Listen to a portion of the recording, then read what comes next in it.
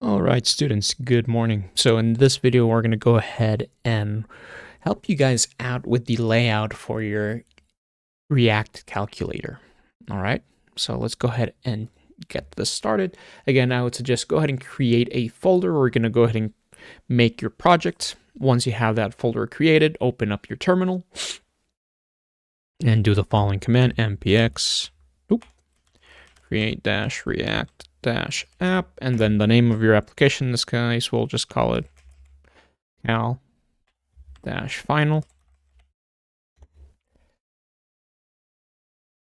We'll wait for that to finish. For those of you who weren't in class on Friday, we basically went over something similar, but in that instance, we just started prototyping the idea of the application using a single layout, so we didn't create any components, which is not exactly the best practice for React. But again, technically speaking, you could get away with it since it is a relatively simple application. But again, that is not the purpose of React. The purpose of React is to make our lives simpler by creating some components in here. So that's what we're going to be doing in this particular instance now.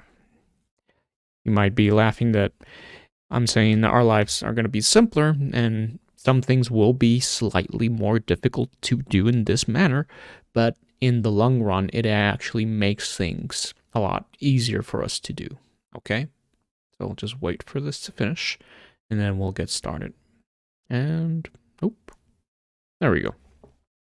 So once it's done, we're going to go ahead and change directory, so final, then get this started up.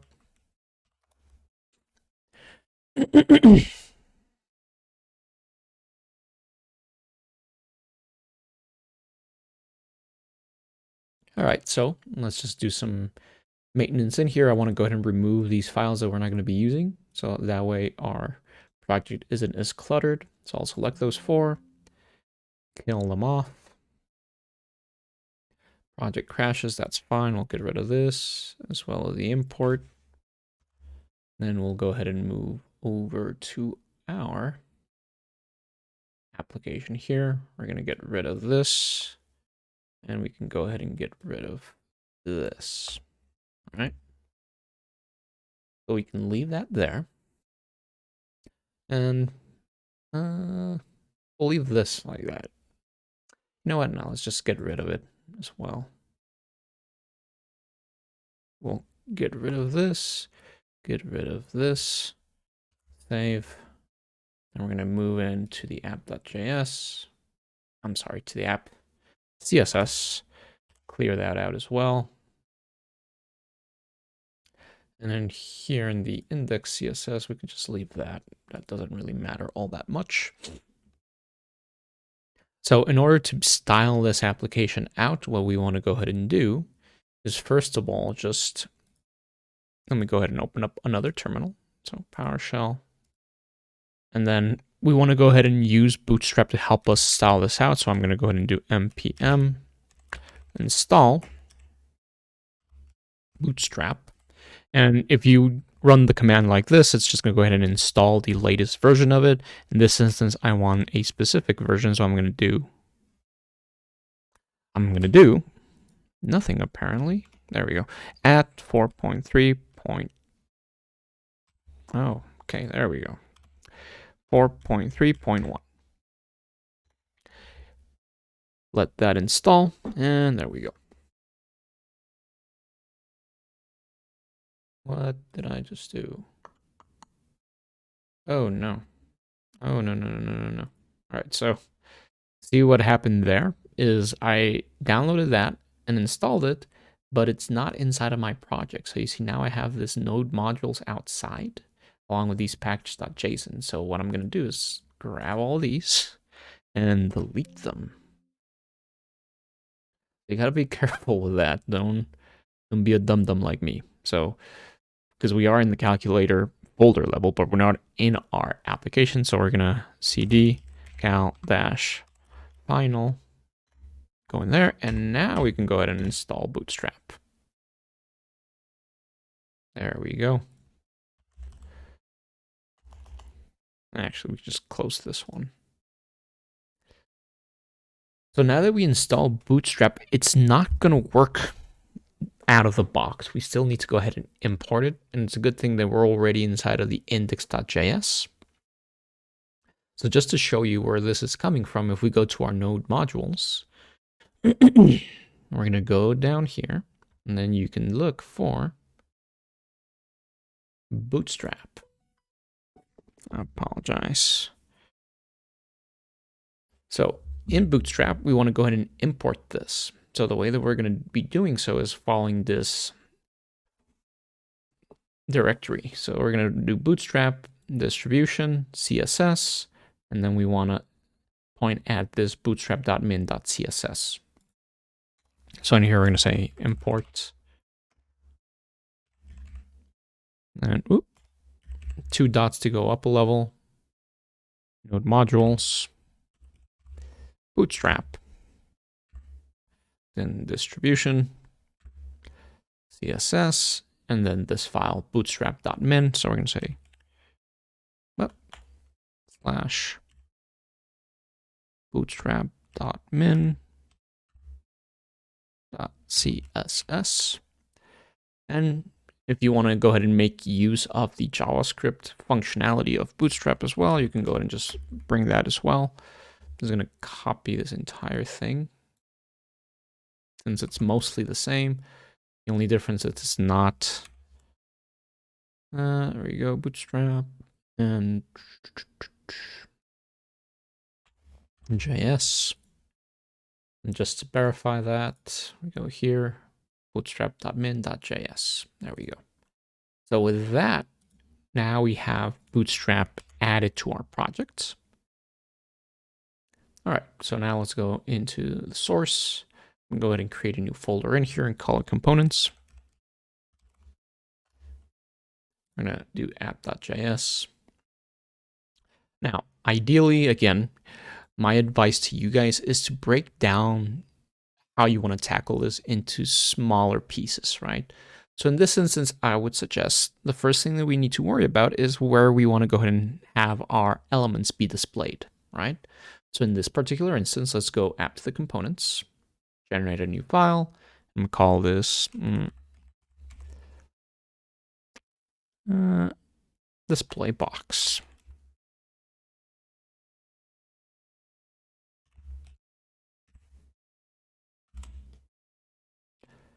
And we can do JSX just so it gives us that added functionality. So we're going to go ahead and do RFCE to generate our shortcut. Well, not our shortcut, our boilerplates, I'm sorry. So now that we have this display box, obviously a calculator, this is where we'd be able to see our elements. So now that we have this in here, there's several ways that you can tackle this particular issue. Probably one of the easier ones would be an H tag and have that just work as your display output. In my particular instance, we're going to go with an input tag. So first of all, I want to go ahead and do the following. So I'm going to do dot, then we're going to say input dash group dot input dash group dash LG dot margin bottom 4 dot margin top 4. I was going to create our class container here, and then in here we're going to go ahead and just do input dot form dash control dot text dash right, like that. Save it out. Now obviously we don't see anything in here, and that's because we need to go ahead and import display box over here. So we're going to come over, say import display box, and then just have this be displayed here. Display box like that. And there we go. Let me just zoom out a little bit. Ooh boy, there we go. All right, so we have our element in here, and as you can see, the text right just has it, so we can go ahead and have this over here. Now, in this particular instance, let's just style this part out a little bit more. So we're going to say class name. And then in here, I want to go ahead and generate my own container. Now, keep in mind, we're not going too much into generating a fully dynamic CSS. So we're just saying main container. Really, you cannot spell. And we're just going to give it a width of 500 pixels. And we're just going to do margin 0 and auto. Come back here. So there. So now in here, we're going to say main dash container, save that. There we go. So that's immediately much better looking. Then we just want to go ahead and we'll leave it like that for right now. All right. So now we can go over back to the display. And here we need to just think, what else can we do right now? Obviously, we're going to have to do a lot more stuff in here. But for right now, let's just see. Type text. I would suggest just leave it like that. We're not really going to be using it to receive values. So right now, I'm just going to do a placeholder and just give it a 0. All right, so we have an idea of what we have. We're not, again, right now, we're just going to worry about the visuals of it. All right, so I'm going to say that's enough on the display box. Now let's just start creating our buttons. So first of all, I would suggest create a main container for all of your buttons. So let's just do that. I'll just call this button container .jsx. Create that. RFCE. Generate that. So now in here, we're not going to have a whole lot. So again, this is just a container. Let's just generate our CSS in here. So I want to go ahead and create a template where we can have our numeric buttons over here and then our functions over here, or our operators, I should say. So I'm going to generate a new file and then call this button container.css. And then in here, let's just do the buttons dash container, and we'll go ahead and make this a display grid.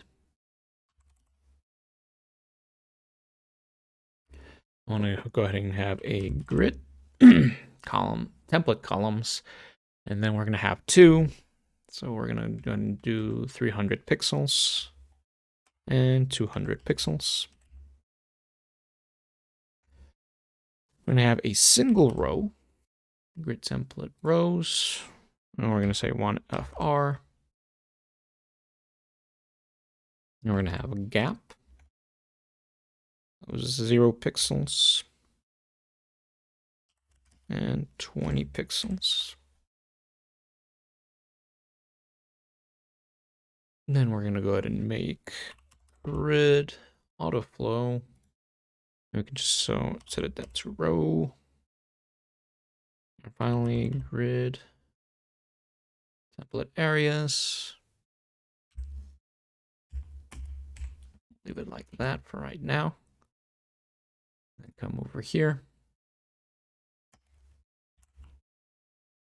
Last name. Buttons dash container. Do not forget to import the class. I'm sorry, the CSS. So button container .css, generate that there. And we're going to leave it like this for right now. So now let's go ahead and generate another one. And then this instance, let's just say numbers. I'll just call it numbers just because I'm lazy right now. JSX. And then let's generate a CSS for that as well. Number CSS. Let me just close off things we do not need for right now. So inside of here, RFCE. So with the buttons themselves, we have a couple of ways that we can go about doing this. So the first thing that we need to take into consideration is how we want them to be displayed. So first off, let's just go ahead and take care of the CSS. It's going to be dot buttons. No, not dot buttons. We're gonna do numbers dot container. We're gonna go ahead and generate another display grid.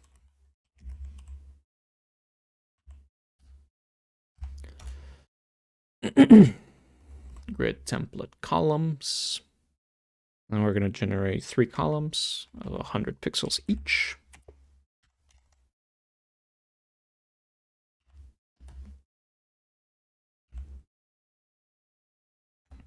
We're gonna go ahead and generate a grid template rows, and we're gonna generate 4 rows. Just copy this over.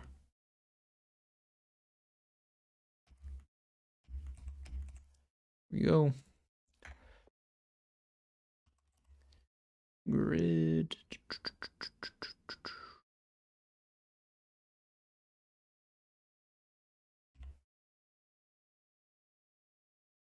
No. Auto. Columns, and then we're going to go and do one FR. And again, all of this is just CSS, so don't concern yourself too much with it.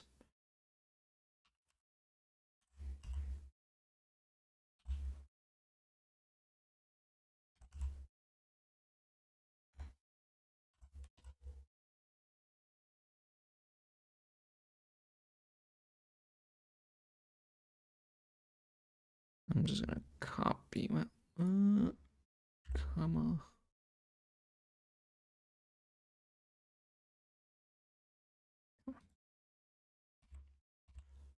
One, two, three, four. And actually,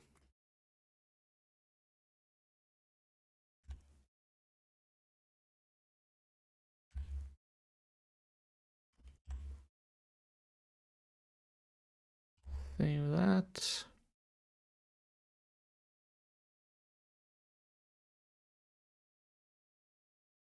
Okay, bum. All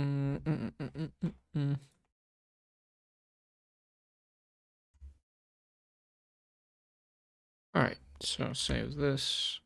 I don't know why I saved that. We haven't done anything in it. All right. So again, what we want to go ahead and do in this particular instance is saying how we want to have our numbers displayed. So first thing I want to go ahead and do is just go ahead and import this.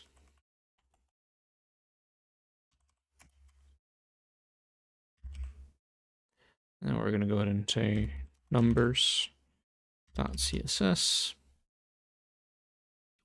And apply our class name.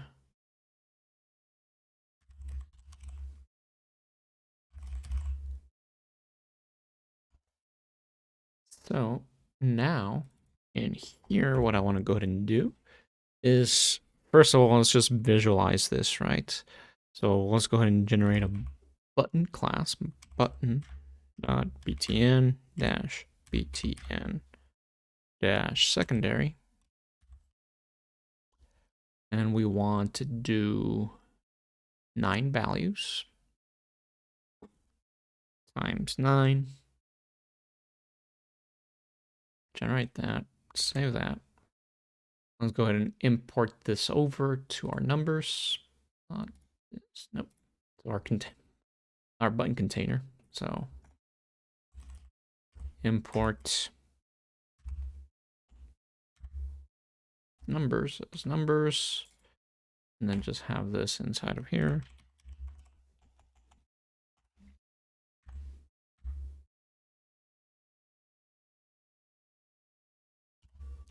If that, let's go ahead and import that into the app.js.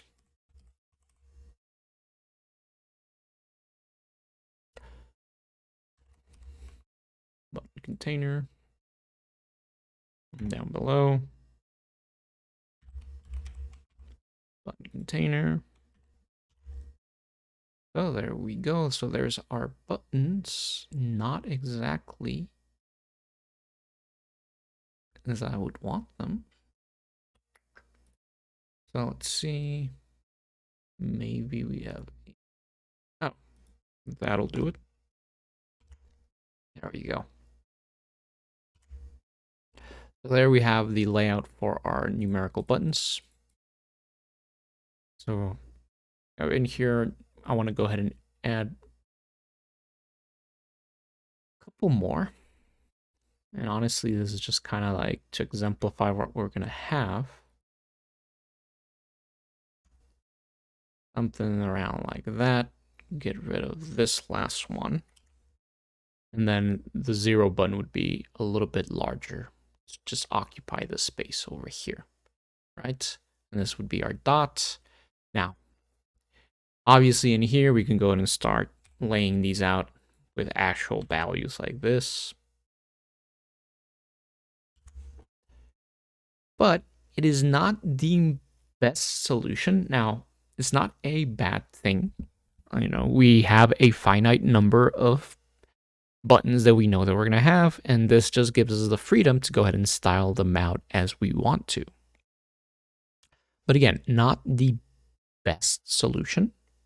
So in this particular instance, what we can go ahead and do is I'm going to get rid of all, well, not all of them. I'm going to leave one of them there.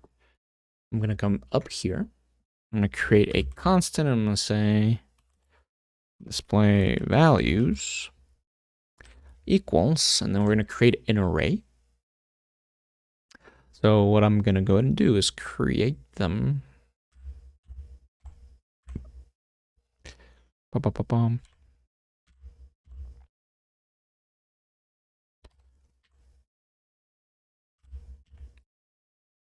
So we're going to be doing this part now. You know, it'd be in the order they would be appearing in here. So this would be 4, comma, 5, 5, comma, 6. Then we go down here. So we would have 1, 2, then 3. Right? And we can do the dot as well.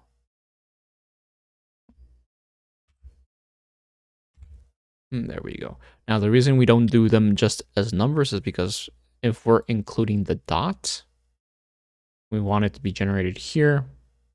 That's because they all need to be strings. It would give us an error otherwise. Else, you know, technically we could make these two buttons separately, but we have already done this array, so we're just going to leave it like that, okay? So I'll generate that. What I want to go ahead and do is just get rid of this guy here. Cut this out because we're going to be using this layout of the button. So we're going to go ahead and now open up brackets and then call display values dot map. And in here we just want to go ahead and do element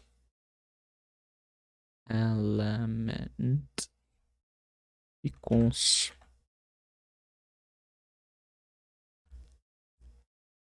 and then in here I want to go ahead and paste my button and then copy this part here, paste that there. Now if you don't want to have to deal with the warning, you can just do key element. That'll just help prevent the little oh,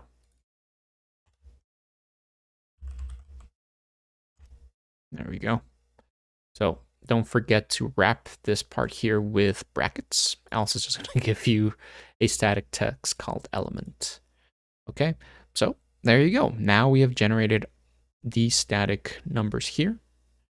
And I was like, why isn't there a 0? And it's because we said that we were going to go ahead and generate it ourselves. So let me just go ahead and copy this part here. Again, fairly lazy. Get rid of that. Get rid of that. Save. That's our button there. Now, if we wanted to, we could do btn-lg.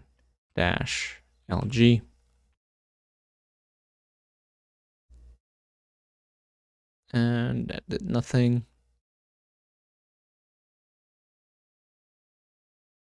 All right, so let's just generate. Oh, you know what? btn-lg. It's made. All right. So what we're going to go ahead and do in this particular instance is just go ahead and come over here, generate another class.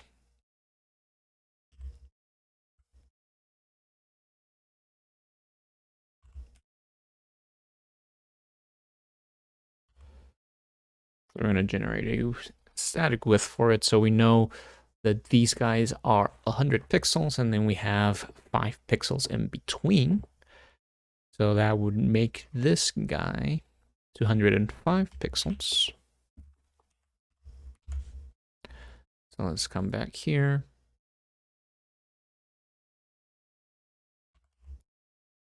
Zero. And there we go. So now that little guy is, again, not the best solution, but it's, you know, that's not, CSS is not the purpose of this class, right? So again, this is a much easier way for us to handle creating these buttons like so. So now that we have this, you know, technically we could go ahead and generate the, and you know, let's just do that right now because why not? So we're going to go ahead and generate the operator. So I'm going to call operators.jsx rfce, generate the CSS. Operators.css, generate that. And let's just generate the grid for these guys here. So let me just go ahead and pause the video so that way it doesn't drag on forever. So I'll unpause it when I'm done with the class, so hold on. All right, so that's basically what we have right now for the operators. Again, just so you guys don't have to see me type all this out, right? Now, keep in mind, I've already done this beforehand. So that's why I know these numbers. Again, you know, a lot of the CSS is just trial and error to see what looks good for you. So just keep that in mind, guys. So we have this here, so we're going to come back here. And this is where we're going to go ahead and add our operators. So similar to what we did with the numbers, and let me just close these out so we don't have a lot of stuff going on at once. Let me just come to this part here and then just import operators and then just add this guy here.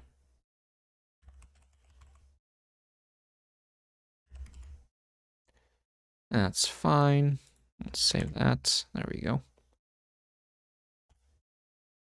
So similar to what we wanted, well, to what we did over with these guys. First of all, let's just go ahead and create. Obviously, first of all, import our CSS. Operators.css. Class name.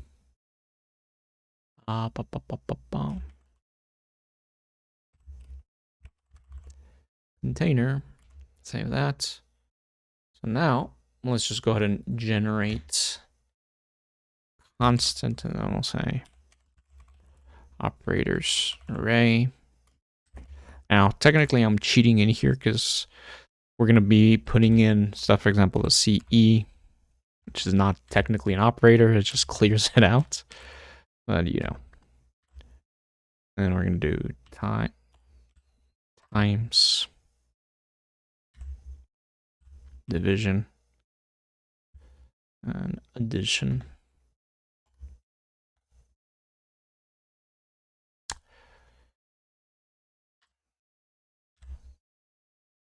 And then the equal sign, we're going to do something similar to what we did with the times. I'm sorry, the 0 button. So I'm going to leave that like that.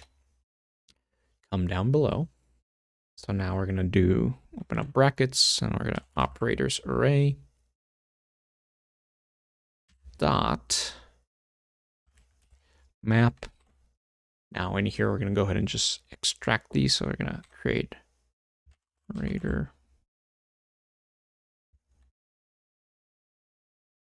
And then we're going to generate our button dot. And then we just want to do btn dot btn dash primary. Generates that. In here, we're going to go ahead and bring in the operator. And again, just to suppress the warning message, we're going to assign the key for each one of these as their own operators. Save that. And there we go. So there's our little buttons right there. So now let's just go ahead and make our standalone button. So we'll just do button dot btn dot btn. In this instance, let's just say danger, so it's nice and red. And we're going to bring in the class we called it, so it was the equals btn. Save that. And here we're just going to add the equal button. Save there. And there we go. So now we have a nice little layout for our calculator. Now, if you wanted to, you could go ahead and change the background in here, give it, you know, a little bit more flair. But as it stands, this is plenty, okay? So now I'm just going to help you with sending over, let's say, the numbers to the display, okay? And I'm going to leave it at that. I think that's plenty of help as it is. So let's just close these off. So let's go over to numbers. Here we go. So first of all, we need to go ahead and start pushing these values over to the button container, and from the button container to our app.js, and from the app.js down over to our display box. So we do have quite a journey to take for these presses, right? So let's start off with the numbers, since that's where, you know, we're gonna start off, right? Well, that's where the event should start off. So we're gonna see in here the logic of it. So do we need to have an onClick in here? I would suggest yes, we do. So we're gonna go ahead and say onClick. So whenever one of these buttons gets clicked, let's go ahead and call it a function. So I'll say constant, and then say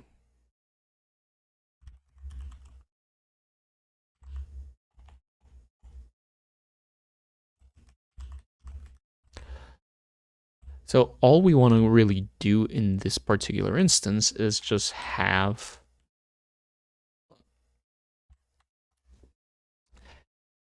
the value of the button be sent over here. That's honestly all that we are interested in. So we're going to have that there. Let me push this over here a little bit. So that's all, on all honesty, all that we are going to be doing in terms of whenever these buttons get pressed. So in here, I'm going to go ahead and create an event. Now, just to analyze that event, let's do a log. Whoop. And then normally we would just do e.target.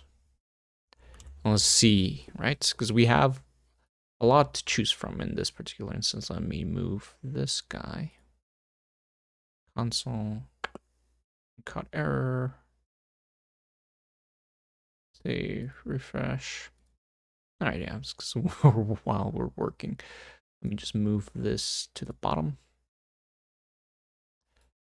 So if I press one of these buttons, we have the target, the event, and then the target. So let's try, for example, see what we could use.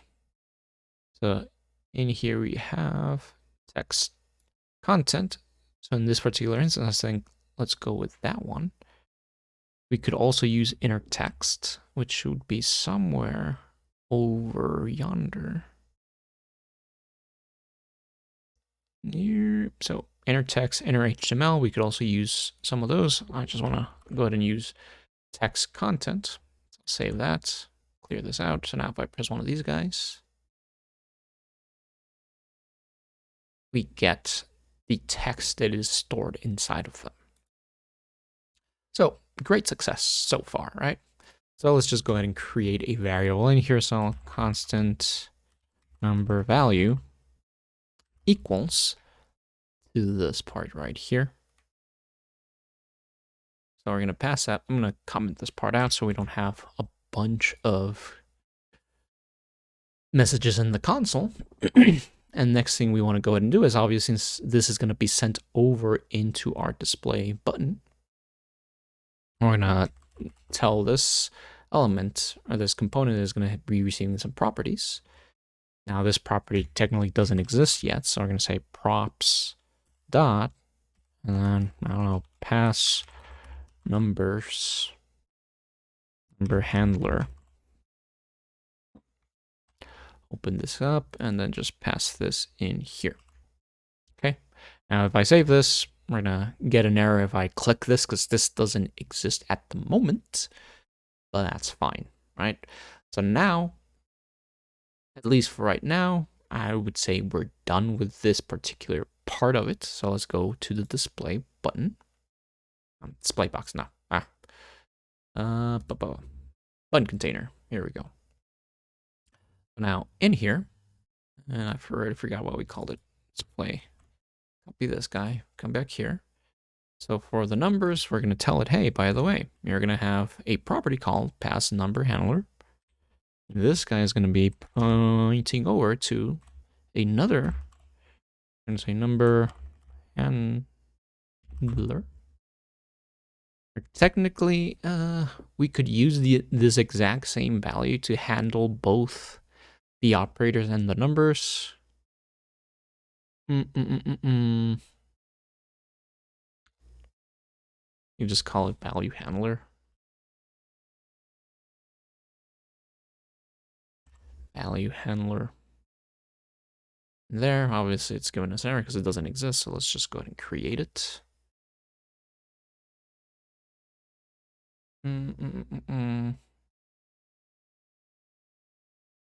Let's just separate them.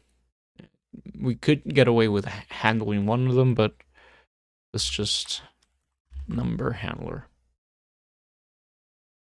That way, at least you guys have a more greater distinction of what's going on. So we'll create it like that. So now in here, what do we need to do? Well, this guy in turn is going to be receiving properties. And here we just can say, for example, number. And here we're going to call props dot. And then we'll say to display. Copy this part here. Pass that there. Save that.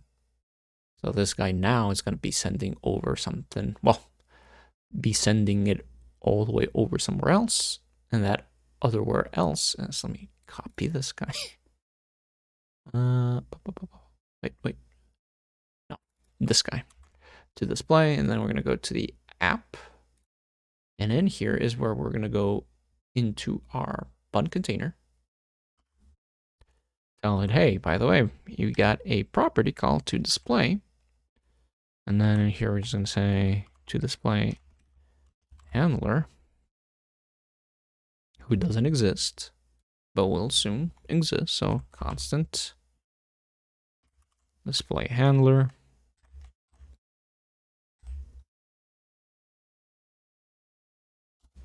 I'm gonna have in here an event. Or we can just call it let's just call it value, because in theory, you know, we're gonna have a couple of things in here. Now, since again, you know, not to give you guys too much hinters, because again, this is supposed to be your final. So what I'm gonna do in here is import and then bring in React, use effect. Yeah, well, use effect will have something to do with it, but at least not right now. So what I'm going to do right now is just bring in the use state. We're going to be using that guy. And then let's just go ahead and create our first use state. So constant, and then we'll do this one for the numbers. So numbers, number.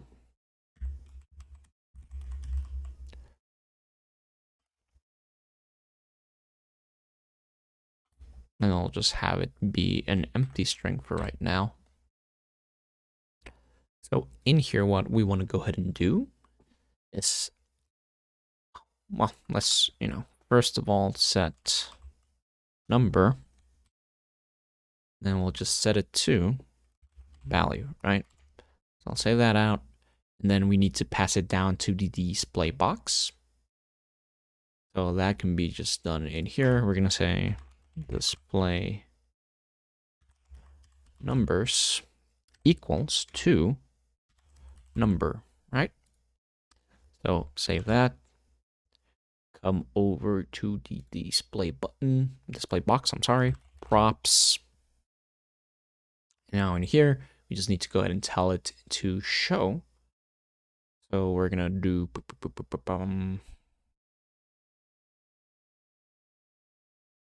I'm trying to think here. Oh,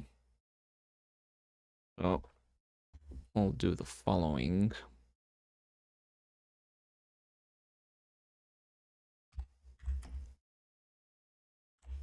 Import use state.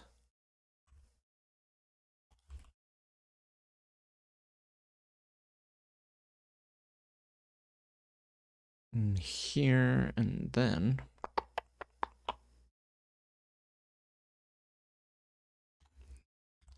constant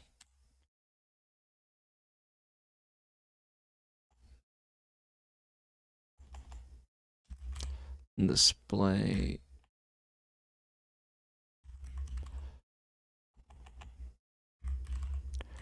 number, and then set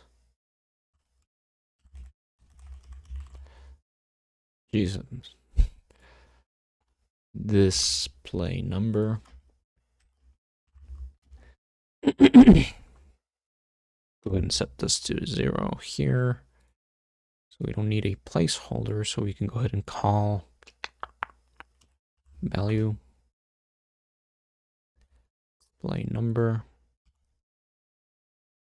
And then I'll do an onChange. Now this onChange technically will not trigger, but we're doing this just to suppress the error. Well, not the error, the warning. At least for right now. All right, there we go.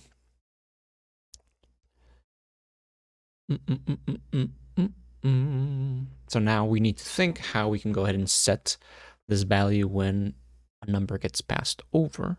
So we're going to go ahead and bring in a use state as well. I'm sorry, use effects. Use effects. And then down here, we're going to just say use effects. We want to go ahead and create a function and then have a value from which we're listening to. But in this instance, whenever we get it from the props dot, then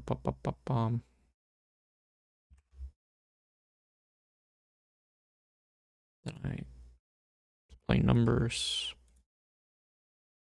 Display numbers. You know what? Yeah, all right. I'll just leave it like that. So we want to listen to whenever this suffers a change. So all we want to go ahead and do in here is call set display number. Have this guy show props dot.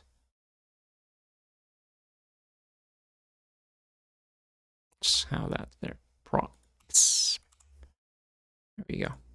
All right. So now, assuming we didn't make any mistakes, if I click one of these guys, there we go. Now, technically, right now we have still this problem where it overwrites the current value. Fortunately, that is an easy fix. So back in the app.js, instead of just passing the value like that, what we want to go ahead and do is just tell it to preserve what we already have and then keep while adding the previous value. Well, not the previous, but adding the new value. Okay. So what I'm going to do in here is just create a, oh, right, no, yeah, that's what I want. So I'm going to say previous, and call previous plus value, like that. So now brush here, and there we go. Oh, for the 0, let's not forget that we made it outside of the boundary, so we want to go ahead and manually add this on click to it. And there we go. Now, technically, you see, right now I can add a bunch of dots. Obviously, that is not what a real calculator should do. But again, that is a relatively easy fix. But I'm going to leave that up to you guys, okay? So, again, if you guys have any questions, please reach out to me before, preferably before 2 days before the final is due, right? You have an ample time to just get into the actual nitty gritty of making this work. We have done quite a bit in here. This is quite a long video. And believe it or not, there's still a lot to take into account. Most of the places where you're going to be working, I would suggest to keep things simple, work inside of the app.js, because that is where a lot of the things come into play from our buns container. So here's where we can work with a lot of it. If you guys felt inclined to, you can go ahead and create logical components that just take care of, the math behind things. And that is perfectly viable. If you want to do so, I would suggest just keep it in here. Again, it's not such a large application that it warrants all of that, okay? So again, if you guys have any questions, please let me know and I'll try to get back to you as soon as possible.